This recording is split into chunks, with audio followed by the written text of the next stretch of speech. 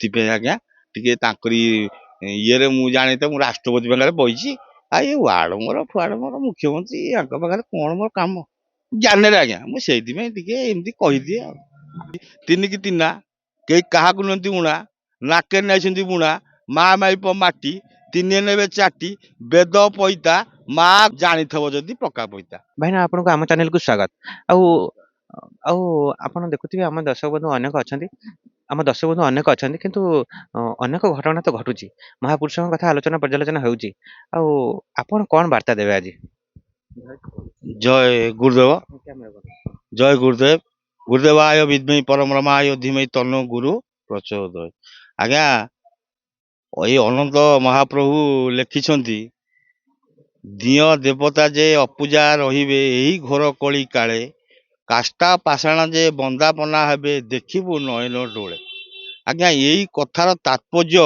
मु कहवा कथा साधु समाज मानू जे से माने धारा रुहतु धारा को उल्टे आज्ञा राधा धारा न पाइले राधा हेनी तेणु आम तो धारा पाइने राधा कृष्ण एगुरा कौन जपिबा आउ गोटे आज्ञा आम कहते समस्त कहते ज्ञान ज्ञान होती ज्ञान हूँ ब्रह्म ज्ञान मंत्र भितर हूँ गायत्री अनंत कहते अगुक छाड़ मुलुक धर अलेख नाम दीप जाल भवसागर हेब पार ये आज्ञा ब्रह्मांड मत को जीवा मूल हूँ आज्ञा नाग नाग अच्छी बोली माटी अच्छी बोली शिव बही महादेव बही जगन्नाथ बही कमला बही सरस्वती बही अमक अमक 33 कोटी देवता आज्ञा बस आज्ञा नाग कई जन बुझुंट आपन को पचारुची आप जगन्नाथ 1000 टका खर्च करते गाँ मंदिर में 500 टका खर्च करते नाग मूर्ति क्या कौ दिन क्षीर चढ़ई नथे जेहेतु माटी की धरी नाग ताकू किए आज्ञा धरती प्रभु अनंत निजे शयन कर नाग किए पचार कि आज्ञा समस्ते ज्ञान से अणाकार एकाक्षर इला पीला शिशुमुना समस्त कह से जो आज्ञा ज्ञान कहते सामाजिक जीवन भितर गृहस्थी जीवन भितर कौन लोक से कम कर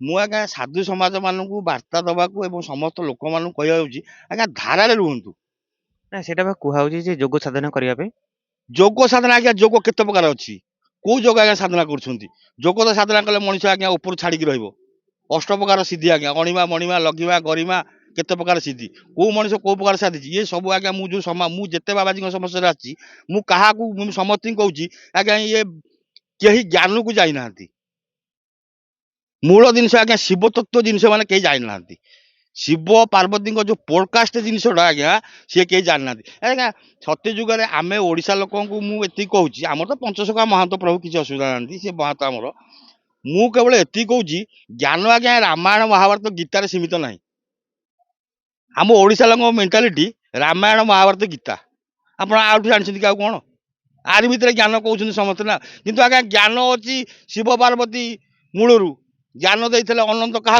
नारायण को नारायण देले ब्रह्मा को ब्रह्मा देले नारद को नारद देले व्यासदेव को व्यासदेव देले सुखदेव को सुखदेव देले परीक्षित को परीक्षित नारद सुख परीक्षित बाणी भागवत ताहा जानी आज्ञा मूल ज्ञान कौटी लक्ष वर्षर बही सी कौन ठीक से लिखाई जाइए कि आज्ञा मूल सब भूली जाइए ना अज्ञान सब आज्ञा माड़ी सजे हवा फुल करिया चिता करिया ठाकुर सजेया मन आज्ञा ठाकुर पाखे ना बुद्धि समस्त पाखे बुद्धिटा खर्च कले केमी ठाकुर मत बर देवे मुझे चाकरी पाइब भल पाइब बाबा पाक पलैबी बाबा डेउरिया देदेव हे कौ बाबा मु बाबा को आह्वान करुँच मंत्र किसी पावर नहीं मंत्र पावर अच्छी से साधक जी मंत्र कर गच बुर्ते प्रकृति मार जिन सब चेर मूल आप गोटे गुणिया पाक जातु से मंत्र भल करदेव कर गोटे चेर दब बाबा आपण जो भाई ना आपण प्रथम आम दर्शक बंधु को क्लीयर करना आपण जो सब कथा कहते दंभर सहित आपण किसी एमती साधना करिसेंती ना आज्ञा मु साधना किसी करनी मु आगे सेवक मु केबे कहनी मु कहार सेवक मु हरगोरी सेवक आदि आदि शंकर माँ त्रिपुरा सुंदरी ललिता सुंदरी रमा जोटि कि ब्रह्मा विष्णु चालन आलन चामर कर लक्ष्मी सरस्वती बीणा बजाऊँच सी मूल शक्ति आज्ञा त्रिपुरा सुंदरी ललिता ता ज्ञान आज्ञा कहीं मैंने पाई ना ललिता त्रिपुरा सुंदरी ज्ञान ताठू सब जगन्नाथ ब्रह्मा विष्णु महेश समस्ते 64 जोगिनी अष्टकोटी कातायनी नवकोटी कातायनी समस्ते आज्ञा ताठू जन्म बाबा जो भाई ना बाबा सॉरी आपण बाबा मु कहि दउची किंतु आपण जेहेतु जने सेवक मु भाई ना आपण को संबोधित करूची किंतु आपण टिके पूर्वरु कहले बाबा मानक विरोध कहउचंदी आज्ञा मु कहूनी मु कहूची आज्ञा धारा रुहंतु जोगी बेश ब्रह्मांड गोसाई मर्त्य को विजय करिवे जागी नाही बोली जगत जन को महानित्य धारा देवे धारा गोल्डे आज्ञा राधा धारा तो आज्ञा मु पाइनी मु राधा केमती आज्ञा पाइबी चिता चेतन कले ଆପଣ ଟିକେ ପୂର୍ବରୁ କହିଲେ ଏଇ ଯୋଉ ଡେଉଁରିଆ କବଚ ଏସବୁ ଦେଇଦେଲେ। ଆଜ୍ଞା ମିଛ, ଡେଉଁରିଆ କବଚ ମିଛ, ଏ ଗଛ ବୁର୍ଚ୍ଚ ଜିନିଷ ସତ୍ୟ। ଗୁଣ ଚିହ୍ନେ ଗୁଣିଆ, ସୁନା ଚିହ୍ନେ ବଣିଆ। ଗୁଣଟା ଜାଣିଛି ଆପଣଙ୍କୁ ଦାନ୍ତ ବିନ୍ଧା ହଉଛି, ମୁଁ ଦାନ୍ତ ବିନ୍ଧା ବଟିକା ଦେଲେ ଭଲ ହବ। ମୁଁ ଯଦି ପେଟ ବିନ୍ଧା ଦେଲେ ଭଲ ହବ କି? ସେଠି ବଟିକା କାମ କଲା ଆଜ୍ଞା, ମୋ ମନ୍ତ୍ର କିଛି କାମ କଲାନି।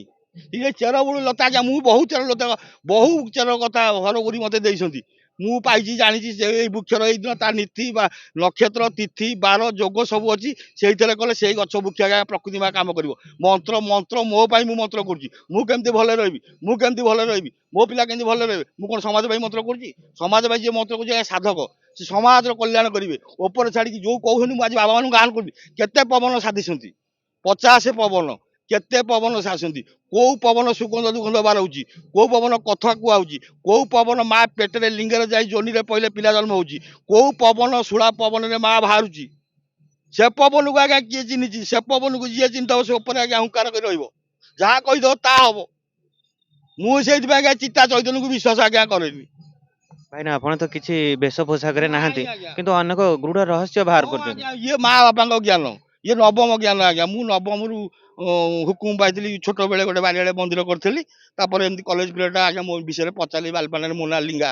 ସମସ୍ତେ 4ଟା ପଞ୍ଚାୟତ ବ୍ଲକ ଲୋକ ମନା କହିବି ମଗେ ଏଇ ଭଳିଆ ରାକ୍ଷସ କିନ୍ତୁ ମୋର ଥିଲା। ଭାଇନା ଆମେ ଯାହା ଦେଖୁଛୁ ଅନେକ ବିଶ୍ୱାସ ସହିତ ବାବାଙ୍କୁ ଲୋକମାନେ ବହୁତ ମାନେ ବିଶ୍ୱାସ କରୁଛନ୍ତି ଯେ ଆମର କିଛି ରୋଗ ଦୁଃଖ କଷ୍ଟ ଏମିତି ତାଙ୍କର ସମସ୍ୟା ଦୂର ହେଇଯାଉଛି, ତାଙ୍କୁ ସେମାନେ ବିଶ୍ୱାସ କରୁଛନ୍ତି। ଆପଣ କହୁଛନ୍ତି କିଛି ସେଥିରେ ନାହିଁ। ଆପଣ ଆଜ୍ଞା ଗୋଟେ ପଥରରେ ଧୂପ କାଠି ଜାଳିକି ମାସେ ବସନ୍ତୁ, ଆପଣଙ୍କ ପାଖକୁ 100 ଲୋକ ଯିବେ, ତା ଦେହରୁ 10ଟା ଭଲ ହେଇଯିବେ।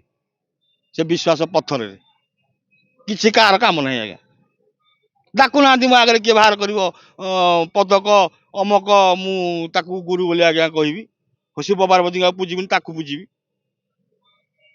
ଯିବେ ଦୟା ନାମେ ଶ୍ରଦ୍ଧା, ପିତାମାତା ସେବା କର ଭବୁ ଚାକୁରି ହେବୁ ପାର। ପିତାମାତା ସେବା ନାହିଁ, ଯିବେ ଦୟା ନାହିଁ, ନାମେ ଶ୍ରଦ୍ଧା ନାହିଁ ଆଜ୍ଞା, ଏ କଣ হবে ଛାଟକା ମାଇଲେ?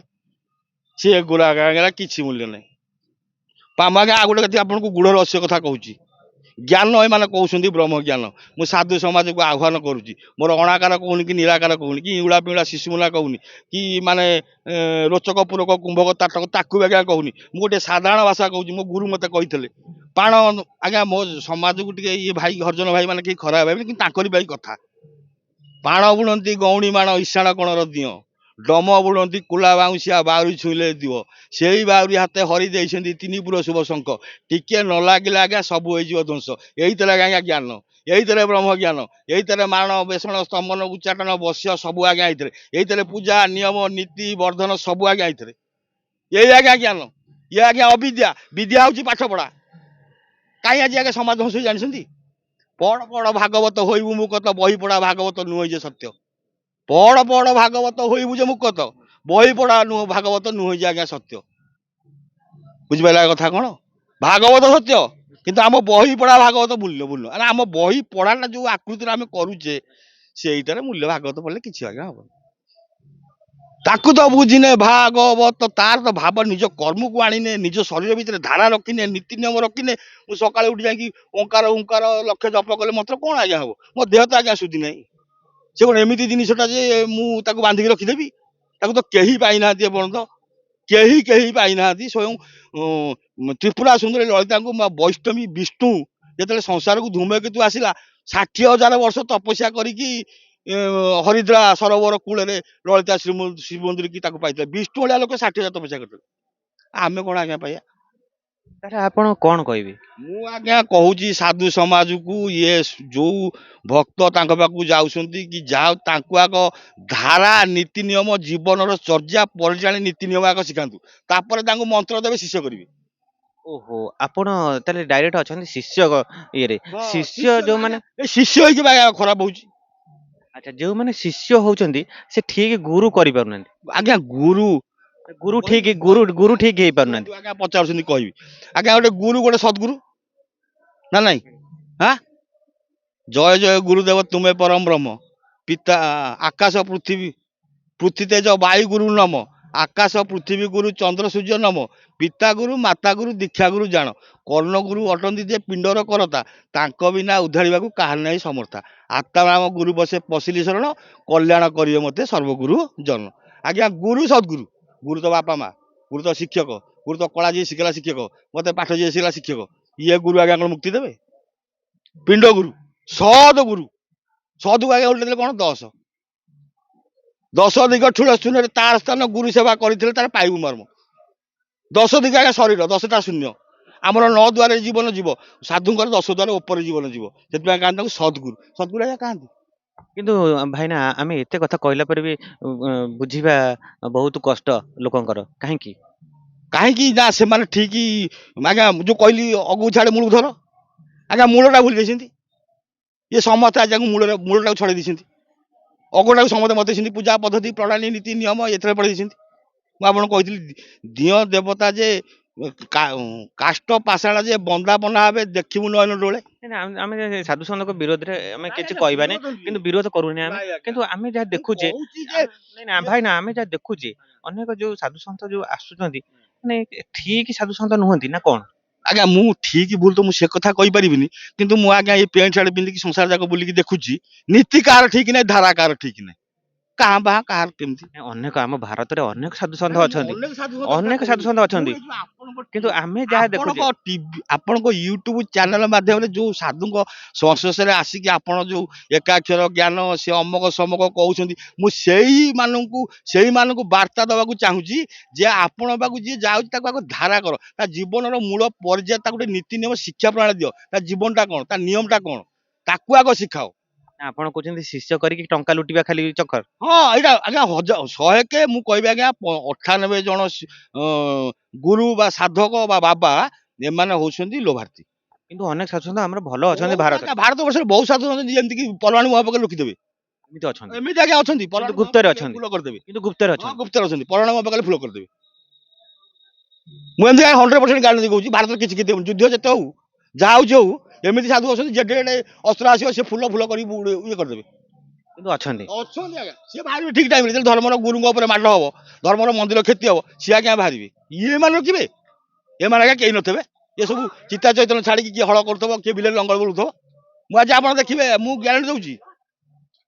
ଏ ସନାତନ ଧର୍ମକୁ ନାଗା ସାଧୁ କେହି ନୁହନ୍ତି, ନାଗା ସାଧୁ ସିନା ରଖିବାକୁ ଯିବ, ତାର ଆମକୁ କଷ୍ଟ ପଇଲା କି ତା ମହାଦେବକୁ କଷ୍ଟ ପଇଲା ବେଳେ କି ଏ ବା ଖସିଯିବେ ଆଜ୍ଞା। ମୁଁ ଆଜ୍ଞା ଦୃଢ ସାଗର କହୁଛି। ଭାଇନା ଆପଣ ତ ବହୁତ ମାନେ ରହସ୍ୟ ଭରା କଥା ହଁ କହୁଛନ୍ତି, ଆଜ୍ଞା ଆଉ ଆଉ ଗୋଟେ ଏଇ ଯୋଉ କଥା ଆଜ୍ଞା ସବୁ ଆଉ ଗୋଟେ କହୁଛନ୍ତି, କଥା ଏଇ ଯୋଉ ସବୁ କଥା କହୁଛନ୍ତି, ଆଜ୍ଞା। ଅନେକ ସାଧୁ ସନ୍ଥଙ୍କ ମାନେ କିଛି କଷ୍ଟ ଦେଇପାରେ, ଆମେ କିନ୍ତୁ କାହାକୁ କଷ୍ଟ ନା ଦବା ନା ଦବା ନା କଥା ନା କହୁନି, ନା କିନ୍ତୁ ଆମେ ଲୋକମାନଙ୍କୁ ସଚେତନ କରାଉଛେ ହଁ ନା ମୁଁ କଣ? ଆଜ୍ଞା ଲୋକମାନଙ୍କୁ ସଚେତନ ବି କରଉଛି। ସେମାନେ ଆଗ ତାଙ୍କ ମା ବାପାଙ୍କ ସେବା କରନ୍ତୁ, ଯିବେ ଦୟା କରନ୍ତୁ ନା ଆମେ ଟିକେ ଶ୍ରଦ୍ଧା କରନ୍ତୁ, ଏତିକି କଲେ ତାଙ୍କ ଜୀବନ ପରିଚାଳନାଟା ଗୋଟେ ପିଲାର ଆସ୍ତେ ଆସ୍ତେ ସେ ଠିକ ମୂଳରୁ ଠିକ ହେଇ ପଳେଇବ। ସେ ତ ବିଶୃଙ୍ଖଳତା ଲାଇଫ ହବନି। ସେ ମନକୁ ଯୋଉ ସାଧୁଙ୍କ ସଂସ୍ପର୍ଶରେ ଆସିବ, ସେ ତା ମୂଳ ନୀତି ନିୟମ ପ୍ରଣାଳୀ କି ଧରିକି ଚାଲିବ। ନା କିଛି ଦରକାର ନାହିଁ ତ, ପିତାମାତା ସେବା କର, ଜୀବ ଦୟା କର, ନାମ ସଦା କର, ଭାଗବତ ଟିକେ ପଢ, ମଠ ମନ୍ଦିର ଟିକେ ଯା, ଜନ୍ଦା ପିମ୍ପୁଡି ଜନ୍ଦା। ମୁଁ ଆଜ୍ଞା ଆଉ ଗୋଟେ କଥା ଆପଣଙ୍କୁ କହୁଛି,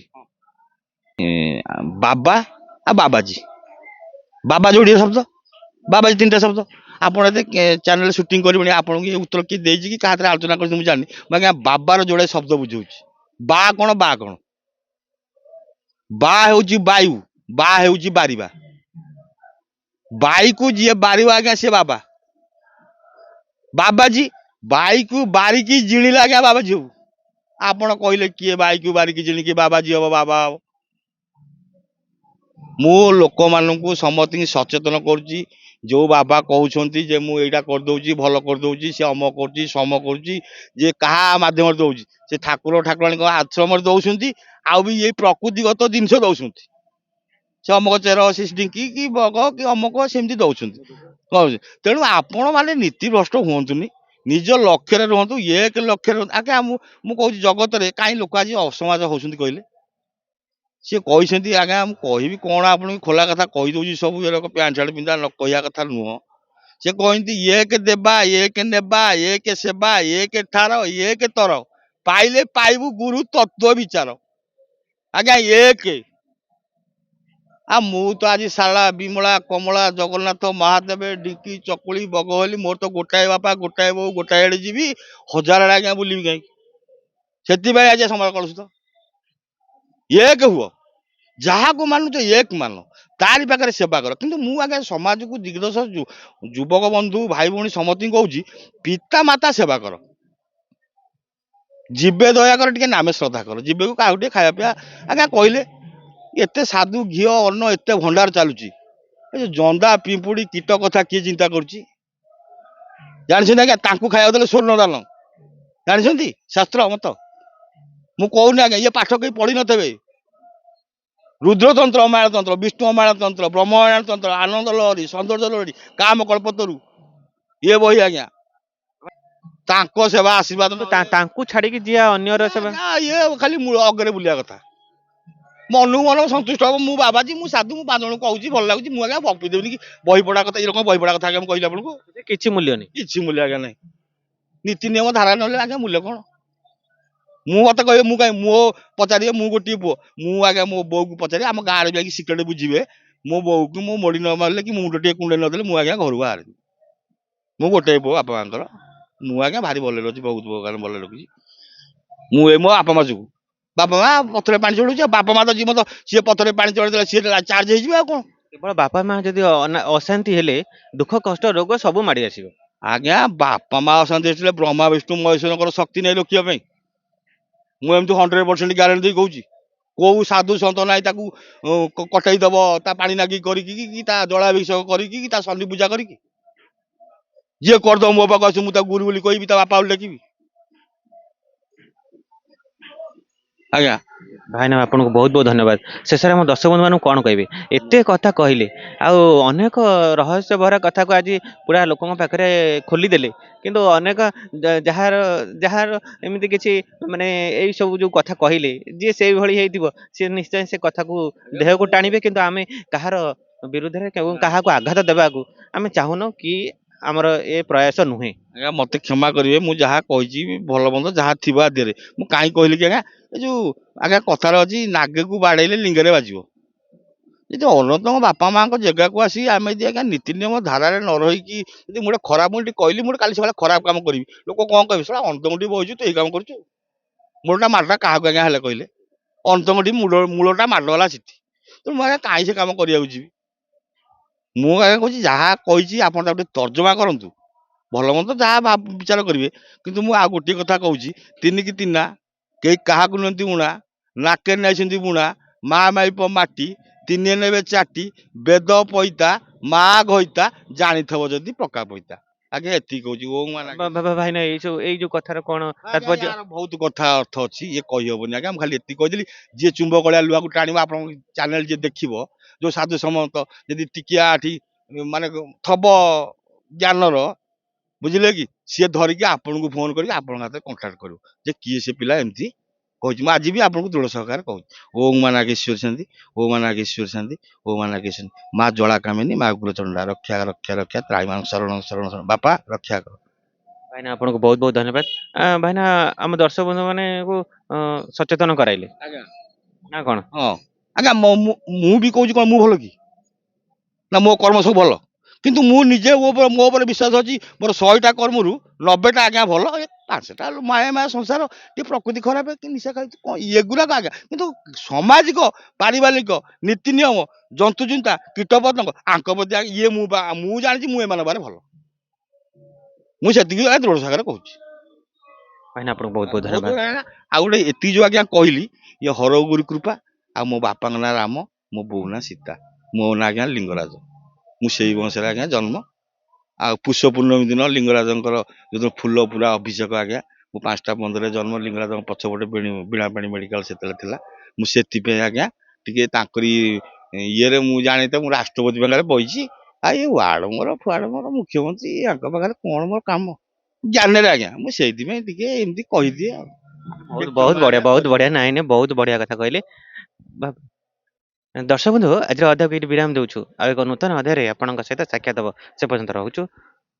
ଜୟ ଶ୍ରୀ ଜଗନ୍ନାଥ, ଜୟ ପଞ୍ଚସଖା।